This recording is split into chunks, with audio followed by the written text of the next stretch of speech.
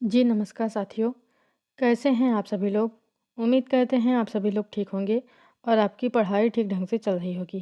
साथियों, जैसा कि हमने आप सभी लोगों से कहा था कि हम हिंदी के टॉपिक वाइज टॉप 100 एमसीक्यू लेकर आपके सामने आएंगे। तो आज की यह हमारी पहली वीडियो है जो कि वर्णमाला टॉपिक से रिलेटेड है। इस वीडियो में हम वर्णमाला से रिलेटेड 100 महत्वपूर्ण प्रश्नों को देखने वाले हैं। ये सारे के सारे प्रश्न प्रीवियस ईयर एग्जाम में पूछे जा चुके हैं और आने वाली परीक्षाओं में पूछे जाने की पूरी संभावना है। तो यह वीडियो आप किसी भी एग्ज़ाम की तैयारी कर रहे हैं, चाहे यूपीएसआई हो, चाहे यूपी पुलिस हो या कोई भी अदर एग्ज़ाम हो जहाँ पर हिंदी के क्वेश्चन आपके पूछे जाते हैं, उन सभी एग्ज़ाम्स के लिए यह वीडियो बहुत ही ज़्यादा इम्पॉर्टेंट होने वाली है। इसलिए इस वीडियो को बिना स्किप किए पूरा आखिरी तक ज़रूर देखिएगा और अगर आपको यह वीडियो पसंद आए तो इसे लाइक, शेयर और चैनल को सब्सक्राइब करना बिल्कुल मत भूलिएगा। तो चलिए बिना किसी देर के इस वीडियो को शुरू करते हैं। सबसे पहला क्वेश्चन है, देखिए, हिंदी वर्णमाला में स्वरों की संख्या डैश डैश है, रिक्त स्थान की पूर्ति करें। तो रिक्त स्थान पर हमें जो है सही उत्तर अपना भरना है। तो इसका राइट आंसर हो जाएगा ऑप्शन ए 11। हिंदी वर्णमाला में स्वरों की संख्या 11 है। अगला क्वेश्चन है, वर्णमाला का कौन सा अक्षर पुल्लिंग नहीं है? नहीं है पूछा गया है, देखिए, पुल्लिंग नहीं है तो वह कौन सा है? वह कौन सा है? वह है छोटी ई और बड़ी ई। राइट आंसर ऑप्शन सी हो जाएगा। अगला क्वेश्चन है, चा वर्ग ध्वनियाँ किस वर्ण से आती हैं? बहुत इंपॉर्टेंट क्वेश्चन है, एग्जाम में पूछा जा चुका है। तो वह कौन सा है? तालव्य। राइट आंसर ऑप्शन सी हो जाएगा। अगला क्वेश्चन है, द अ क श आ, ये क्या है? मतलब ये किस चीज़ का, कौन से शब्द का वर्ण विच्छेद है? तो ये किस वर्ण का है? दक्ष का। राइट आंसर ऑप्शन ए हो जाएगा। दक्ष का वर्ण विच्छेद करेंगे तो दा के नीचे हलंत लगेगा और ये आ बाहर आ जाएगा इसमें से। और जैसा कि आप सभी लोगों को पता ही होगा कि छा जो है आधा का, आधा शा मूर्धन्य वाला और आ से मिलकर बना हुआ होता है। तो इसका राइट आंसर ऑप्शन ए हो जाएगा, दक्ष। अगला क्वेश्चन है, निम्नलिखित प्रश्नों में 4 विकल्पों में से उस सही विकल्प का चयन करें जो वर्ण स्वर की सहायता से बोले जाएं, उन्हें क्या कहा जाता है? तो इसका राइट आंसर हो जाएगा ऑप्शन बी, व्यंजन। व्यंजन जो है स्वर की सहायता से बोले जाते हैं। तो राइट आंसर हो जाएगा ऑप्शन बी। अगला क्वेश्चन है, निम्नलिखित प्रश्न में 4 विकल्पों में से उस सही विकल्प का चयन करें जो बताता है कि व्यंजन को स्वर रहित दिखाने के लिए किस चिन्ह का उपयोग किया जाता है? बहुत इंपॉर्टेंट क्वेश्चन है। तो वह हो जाएगा हलंत। राइट आंसर ऑप्शन सी हो जाएगा। यहाँ पर देखिए इस क्वेश्चन में जो हलंत लगा है, हलंत लगाने के बाद ये स्वर जो है इसमें से बाहर आ जाता है। चलिए अगला क्वेश्चन है, निम्नलिखित में से कौन से शब्द में री की मात्रा का उपयोग हुआ है? तो री की मात्रा जो होता है अक्षर के नीचे लगता है। तो यहाँ पर देखिए ऑप्शन डी में लगा हुआ है, वृष्टि में। तो राइट आंसर ऑप्शन डी हो जाएगा। अगला क्वेश्चन है, स्वर रहित व्यंजन जब स्वर सहित व्यंजन से मिलता है तब क्या कहलाता है? मोस्ट इंपॉर्टेंट क्वेश्चन है, टिक मार करके रखिएगा, बहुत ज़्यादा बार एग्जाम में पूछा जा चुका है। तो इसका राइट आंसर क्या हो जाएगा? इसका राइट आंसर हो जाएगा ऑप्शन ए, संयुक्ताक्षर। राइट आंसर ऑप्शन ए हो जाएगा। अगला है, निम्न में से कौन सा वर्ण अघोष है? तो इसमें से ऑप्शन ए का जो है यह अघोष है। तो राइट आंसर ऑप्शन ए हो जाएगा। अगला क्वेश्चन है, वर्णों के समुदाय को क्या कहते हैं? तो वर्णों के समुदाय को वर्णमाला कहते हैं। राइट आंसर ऑप्शन ए हो जाएगा। अगला है, अय के उच्चारण में डैश डैश और डैश डैश की सहायता ली जाती है। तो किसकी सहायता ली जाती है? कंठ और तालु की। तो राइट आंसर हो जाएगा ऑप्शन सी, कंठ और तालु। अगला है, जिन वर्णों का उच्चारण स्वतंत्र होता है उन्हें डैश डैश कहते हैं। तो उन्हें क्या कहते हैं? उन्हें स्वर कहते हैं। राइट आंसर ऑप्शन ए हो जाएगा। स्वर का उच्चारण स्वतंत्र होता है और स्वर की सहायता से जो बोले जाते हैं उन्हें व्यंजन कहते हैं। अगला क्वेश्चन है, ढ वर्ण का उच्चारण स्थान है डैश डैश और वर्ग डैश डैश है, रिक्त स्थान हेतु सही विकल्प चुनें। तो इसमें ढ का जो है उच्चारण स्थान भी बताना है और इसके साथ साथ वर्ग भी बताना है।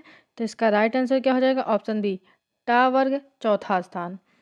ट ठ ड ढा, तो ढा जो होता है यहाँ पर चौथे स्थान पर आता है। अगला क्वेश्चन है, शब्द की सबसे छोटी इकाई क्या कहलाती है? Most important and most repeated question है, टिक मार करके रखिएगा। तो इसका राइट आंसर हो जाएगा ऑप्शन बी, वर्ण। अगला है, वर्णों के कितने भेद हैं? तो वर्ण के 2 भेद होते हैं, राइट आंसर ऑप्शन सी हो जाएगा। क्या क्या? स्वर और व्यंजन। अगला है, श का उच्चारण स्थान है, तो इसका उच्चारण स्थान होता है तालु, इसीलिए इस वाले सा को तालव्य सा भी कहते हैं। ये वाला सा जो होता है इसे तालव्य सा कहते हैं, क्योंकि ये इसका उच्चारण स्थान जो होता है वह तालु होता है। अगला क्वेश्चन है, कौन से शब्द में रा व्यंजन नहीं है? नहीं है पूछा गया है, तो वह कौन सा है? वह है ऑप्शन डी, मातृभूमि। ये जो नीचे है ये रा नहीं है, री की मात्रा होता है, जो ये वाला होता है ना, ये वाला। ठीक है, तो राइट आंसर ऑप्शन डी हो जाएगा। अगला है, कौन सा व्यंजन नासिका द्वारा उच्चारित होता है? तो इसका राइट आंसर हो जाएगा ऑप्शन ए, अड़ा। इसे अनुस्वार भी कहते हैं। अगला है, इनमें से री का क्या है? तो इसका राइट आंसर हो जाएगा ऑप्शन डी, स्वर। री जो है स्वर होता है। अगला क्वेश्चन है, हिंदी शब्दकोश में छ का क्रम किस वर्ण के बाद आता है? बहुत इंपॉर्टेंट क्वेश्चन है, टिक मार करके रखिएगा। इसका राइट आंसर हो जाएगा ऑप्शन डी, का के बाद, क्योंकि मैंने अभी बताया है कि यह का प्लस श प्लस आ से मिलकर बनता है। यहाँ पर अभी हमने बताया है आपको, जब हमने दक्ष का वर्ण विच्छेद बताया था तब। अगला क्वेश्चन है, पा वर्ग का उच्चारण स्थान क्या है? तो पा वर्ग का उच्चारण स्थल जो होता है वह होता है ओष्ठ, तो राइट आंसर हो जाएगा ऑप्शन डी। अगला क्वेश्चन है, निम्नलिखित व्यंजनों में नासिक के व्यंजन है, तो इसमें नासिक के व्यंजन कौन सा है? वह है ऑप्शन ए, ना। अगला है, निम्नलिखित में से असत्य कथन की पहचान कीजिए। पहला है, व्यंजन वर्गों के तीसरे, चौथे और पांचवें स्थान सघोष हैं, तो ये गलत है। व्यंजन वर्गों के पहले और दूसरे व्यंजन अघोष हैं, ये भी गलत है। समस्त स्वर घोष ध्वनि है, नहीं, ये भी गलत है। सभी विसर्ग सघोष हैं, तो ये सही है। राइट आंसर हो जाएगा ऑप्शन डी। अगला है, भाषा की मूल इकाई है, भाषा की मूल इकाई ध्वनि होती है। राइट आंसर ऑप्शन बी हो जाएगा। अगला क्वेश्चन है, निम्नलिखित में से किस व्यंजन का उच्चारण तालु से होता है? तो किसका उच्चारण तालु से होता है? वह होता है जा। राइट आंसर ऑप्शन सी हो जाएगा। अगला है, निम्नलिखित में कौन सा ऊष्म व्यंजन है? तो इसमें से ऊष्म व्यंजन है हा। राइट आंसर ऑप्शन डी हो जाएगा। अगला क्वेश्चन है, अनुनासिक स्वरों का उच्चारण स्थल कौन सा है? तो इसका राइट आंसर हो जाएगा ऑप्शन ए, नाक और मुंह। नाक और मुंह से उच्चारित होने वाले शब्दों को अनुनासिक स्वर कहते हैं। अगला क्वेश्चन है, किसका उच्चारण स्थान दंत है? मोस्ट इंपॉर्टेंट क्वेश्चन है, तो वह है ना। राइट आंसर ऑप्शन बी हो जाएगा। अगला क्वेश्चन है, कंठ अल्प प्राण व्यंजन वर्ण का उदाहरण कौन सा है? तो इसका राइट आंसर हो जाएगा ऑप्शन डी। अगला है, जिस स्वर के उच्चारण में 2 मात्राएं लगती हैं उसे क्या कहते हैं? तो उसे कहते हैं गुरु स्वर। राइट आंसर ऑप्शन सी हो जाएगा। स्पर्श वर्णों की संख्या कितनी है? स्पर्श वर्णों की संख्या 25 होती है। राइट आंसर ऑप्शन डी हो जाएगा। अगला क्वेश्चन है, इनमें से किसके बिना कोई व्यंजन उच्चारित नहीं किया जा सकता? तो वह कौन सा है? स्वर के बिना। राइट आंसर ऑप्शन ए हो जाएगा। अगला है, प्रयत्न के आधार पर ला किस प्रकार की ध्वनि है? तो ला जो है पार्श्विक ध्वनि है। राइट आंसर ऑप्शन बी हो जाएगा। अगला क्वेश्चन है, इनमें से किसका उच्चारण स्थान कंठ है? तो इनमें से गा जो है उसका उच्चारण स्थान कंठ है, तो राइट आंसर ऑप्शन बी हो जाएगा। अगला क्वेश्चन है, कौन सा वर्ण पंचमा अक्षर है? तो पंचमा अक्षर जो है वह माँ है। राइट आंसर ऑप्शन ए होगा। अगला है, हिंदी में कुल वर्णों की संख्या कितनी है? हिंदी में कुल वर्णों की संख्या 53 है। पहले 52 थी, लेकिन वर्तमान समय में यह 53 हो गई है, तो राइट आंसर इसका ऑप्शन सी हो जाएगा। अगला क्वेश्चन है, इनमें से कौन सा व्यंजन ऊष्म है? तो इसका राइट आंसर हो जाएगा ऑप्शन बी। अगला है ग, घ, अंगा, ठ, ता, इनमें कितने अघोष व्यंजन हैं? तो इनमें 2 अघोष व्यंजन हैं। राइट आंसर ऑप्शन सी हो जाएगा। अगला है तालव्य महाप्राण घोष वर्ण का उदाहरण कौन सा है? तो इसका राइट आंसर हो जाएगा ऑप्शन सी, झ। अगला है कंठ महाप्राण घोष व्यंजन वर्ण का उदाहरण कौन सा है? तो इसका राइट आंसर हो जाएगा ऑप्शन सी, घ। अगला क्वेश्चन है निम्नलिखित में से कौन सा व्यंजन अघोष है? तो इसमें से अघोष कौन सा है? वह है ऑप्शन ए, ख। अगला है हिंदी वर्णमाला में व्यंजन वर्णों की संख्या कितनी है? तो व्यंजन की संख्या जो होती है हिंदी वर्णमाला में वह 33 होती है। राइट आंसर ऑप्शन सी हो जाएगा। अगला क्वेश्चन है कंठ तालव्य दीर्घ स्वर वर्ण का उदाहरण कौन सा है? तो वह है ए। राइट आंसर ऑप्शन डी हो जाएगा। अगला क्वेश्चन है कंठ महाप्राण घोष व्यंजन वर्ण का उदाहरण कौन सा है? तो वह कौन सा है? हा है। राइट आंसर ऑप्शन डी हो जाएगा। अगला क्वेश्चन है इनमें से कौन सा वर्ण अघोष है? तो इसका राइट आंसर हो जाएगा ऑप्शन सी, चा। अगला क्वेश्चन है मूर्धन्य अल्पप्राण घोष व्यंजन वर्ण का उदाहरण कौन सा है? तो इसका राइट आंसर हो जाएगा ऑप्शन बी, ड। अगला है ओष्ठ महाप्राण घोष व्यंजन वर्ण का उदाहरण कौन सा है? तो इसका राइट आंसर हो जाएगा ऑप्शन बी, भा। अगला क्वेश्चन है मूर्धन्य अल्पप्राण अघोष वर्ण का उदाहरण कौन सा है? तो वह कौन सा है? वह है टा। राइट आंसर ऑप्शन बी हो जाएगा। अगला क्वेश्चन है इनमें से चा वर्ग के वर्णों का उच्चारण स्थल कौन सा है? तो इसका राइट आंसर हो जाएगा ऑप्शन बी, तालु। अगला क्वेश्चन है इनमें से किस शब्द में री की मात्रा का उपयोग हुआ है? तो री की मात्रा का उपयोग जो है वह हुआ है ऑप्शन ए, वृष्टि में। फ्रेंड्स यहाँ पर हमारे 50 क्वेश्चन कंप्लीट हो रहे हैं। अगर आपको यह वीडियो पसंद आ रही हो तो इस वीडियो को लाइक शेयर और चैनल को सब्सक्राइब करना बिल्कुल मत भूलिएगा। चलिए अगला क्वेश्चन देखते हैं इनमें से समृद्ध स्वर कौन सा है? तो इसमें से ऑप्शन बी बड़ी वाली ई जो होती है यह समृद्ध स्वर होती है। तो राइट आंसर ऑप्शन बी हो जाएगा। अगला क्वेश्चन है मूर्धन्य महाप्राण अघोष व्यंजन वर्ण का उदाहरण कौन सा है? तो इसका राइट आंसर हो जाएगा ऑप्शन बी, ठा।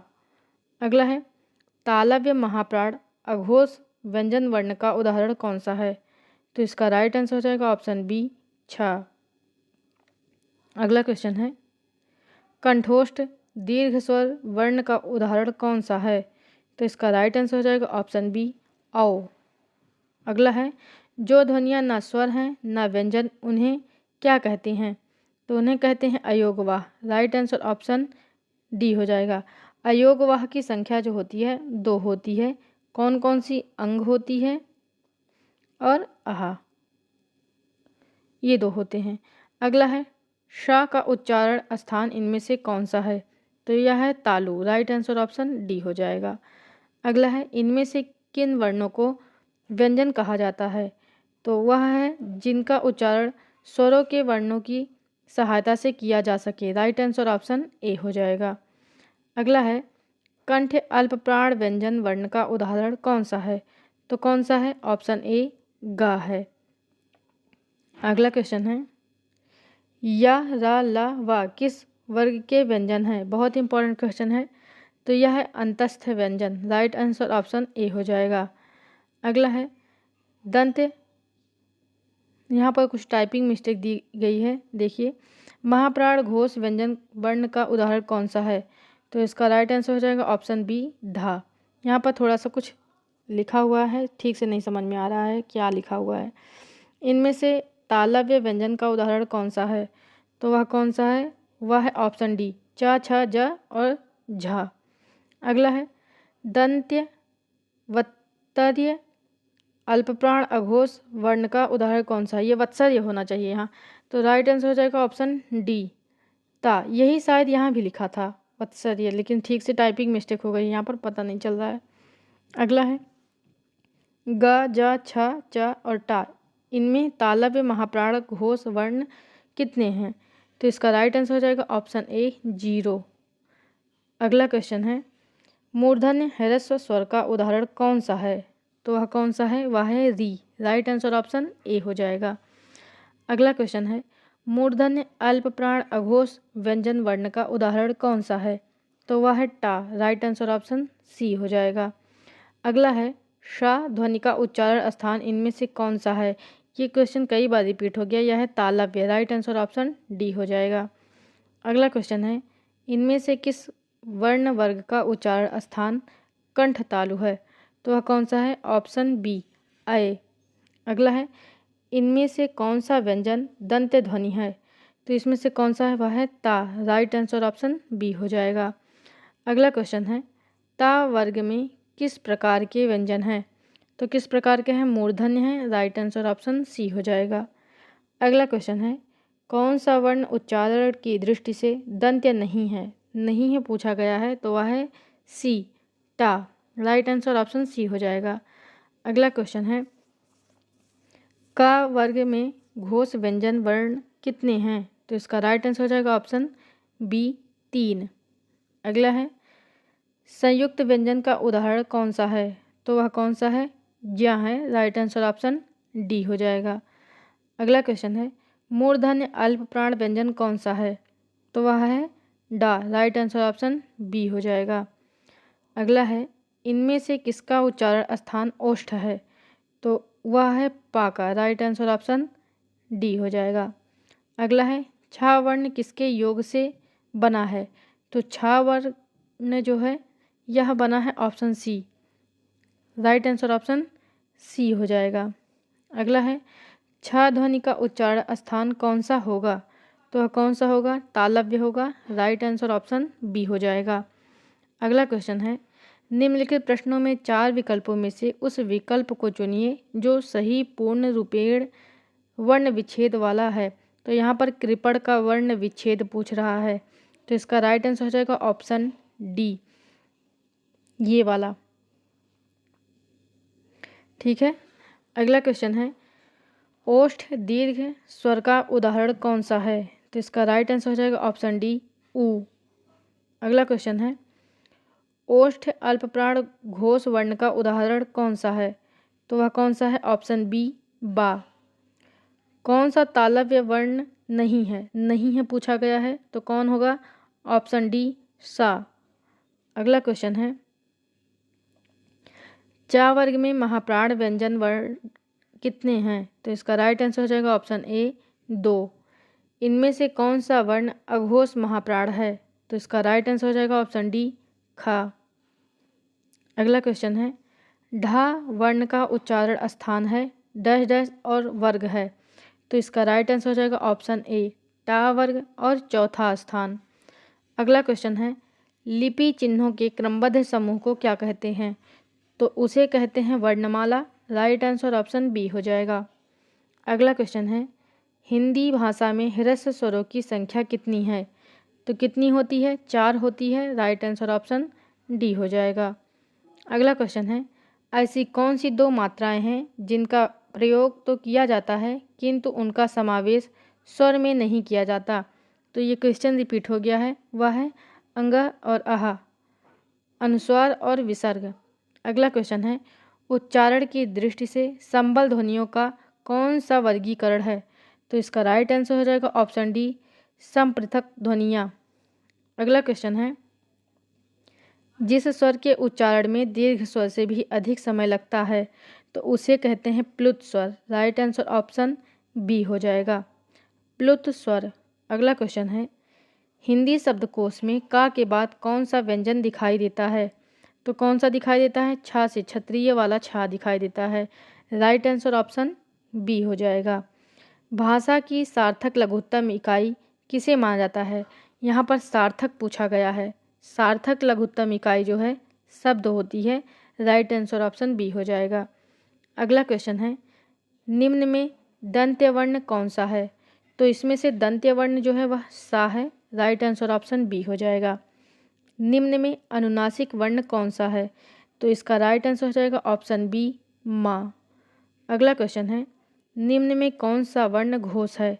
तो इसमें से घोष कौन सा है? गा है। राइट आंसर ऑप्शन ए हो जाएगा। अगला क्वेश्चन है, ला और सा का उच्चारण किस स्थान से होता है? तो यह होता है दंत से। राइट आंसर ऑप्शन सी हो जाएगा। अगला क्वेश्चन है, इनमें कौन सी देवनागरी की वर्ण ध्वनियाँ नहीं है? नहीं है पूछा गया है, तो वह कौन सी है? ग्रीवा। राइट आंसर ऑप्शन सी हो जाएगा, ग्रीवा। अगला क्वेश्चन है, स्वतंत्रियों के आधार पर व्यंजनों को कितने भागों में बांटा गया है? तो यह बांटा गया है 2 भागों में। राइट आंसर ऑप्शन डी हो जाएगा।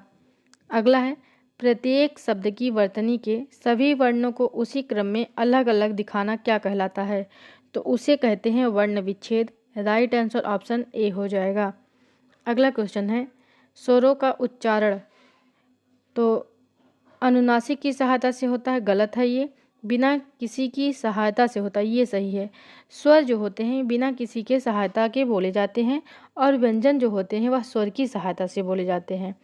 अगला क्वेश्चन है, निम्न में कौन सा शब्द स्वर का वर्गीकरण नहीं है? नहीं है पूछा गया है, तो है द्वित्व। राइट आंसर ऑप्शन बी हो जाएगा। अगला क्वेश्चन है, जिन स्वरों के उच्चारण में 2 मात्रा का समय लगता है या ह्रस्व से 2 गुना समय लगता है उनको कहते हैं, तो उन्हें कहते हैं गुरु स्वर। राइट आंसर ऑप्शन डी हो जाएगा। फ्रेंड्स, यहाँ पर हमारे 100 क्वेश्चन कंप्लीट होते हैं। तो फ्रेंड्स, कैसा लगा आपको यह वीडियो? आप नीचे कमेंट बॉक्स में लिख के हमें ज़रूर बताइएगा।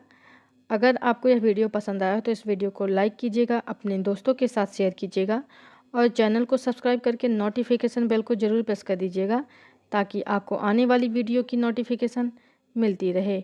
मिलते हैं अगली वीडियो में।